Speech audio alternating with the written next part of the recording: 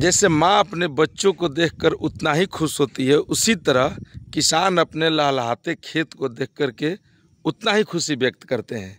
जी हाँ, हमारी मौजूदगी है रोहतास के खेती किसानी कार्यक्रम के तहत उस हरियाली जगह में जहाँ से न सिर्फ देश का पेट भरता है बल्कि यही हरियाली, यही धान की खेती अर्थव्यवस्था की सबसे बड़ी ताकत भी बनती है।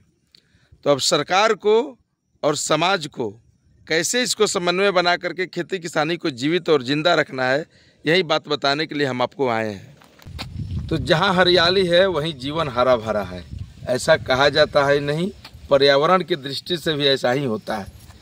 अब देखिए आप मेरे चारों तरफ कितना हरियाली है। ये हरियाली का नज़ारा देखिए, ये वो हरियाली है जिससे न सिर्फ किसान खुश होते हैं बल्कि इस पृथ्वी पर जितने लोग बसते हैं, निवास करते हैं, उन सबका पेट भरता है इसी हरियाली के जरिए। तो हम अभी मौजूद हैं गांव के खेत में जहां धान के फसल लहलहा रहल बा। पिछला एपिसोड में हम देखल रहे कि पानी के किल्लत के कारण रोपनी में काफ़ी परेशानी भइल और अभी की स्थिति बा कि जब पंपिंग सेट से हमने के पानी चला करके खेत रोप देनी जा, तब भगवान के कृपा भइल बा तो पानी लबालब बा खेत में। हालांकि बिहार में या कहीं भी जब भी धान की खेती हुई तो हमें पानी चाहिए। धान की खेती में प्रचुर मात्रा में पानी की ज़रूरत बढ़ुए, जो अभी से लेकर धान के बाली पकड़े तक पानी मौजूद रही तो काफ़ी अच्छा हुई। तब यही पर देखिए कि अभी भगवान के द्वारा बारिश भइल बा और काफ़ी फसल लहलहा रहल बा। अब खेत में सोहनी चलता, खाद छिड़काई, आई सब फसल ऊपर आ जाई।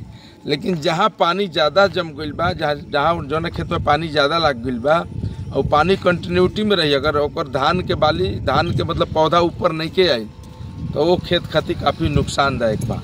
चलिए तो किसान खुशहाल रहे, किसान स्वस्थ रहे और इसी तरह की खेती करते रहे तो न सिर्फ देश खुशहाल होगा बल्कि अर्थव्यवस्था की सबसे बड़ी जो ताकत बा वो खेती किसानी बा। और वो खेती किसानी से पूरा बिहार ही नहीं, पूरा देश गौरवान्वित होता है, लाभान्वित होता है। यही परिस्थिति बनी रहे।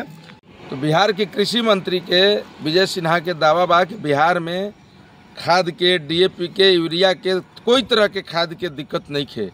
लेकिन एजा किसान के कहना बा कि खाद में अभी भी दिक्कत हो रहल बा। तो किसान के खाद समुचित तरीका से और समुचित रूप में उचित दाम पर मिले, कोई तरह के कालाबाजारी ना हो, ये अब सरकार के देखे के बा। और किसान तो फिर फसल के जरिए देश को लहलहा दिहन, ये वादा बढ़ुए किसानन के।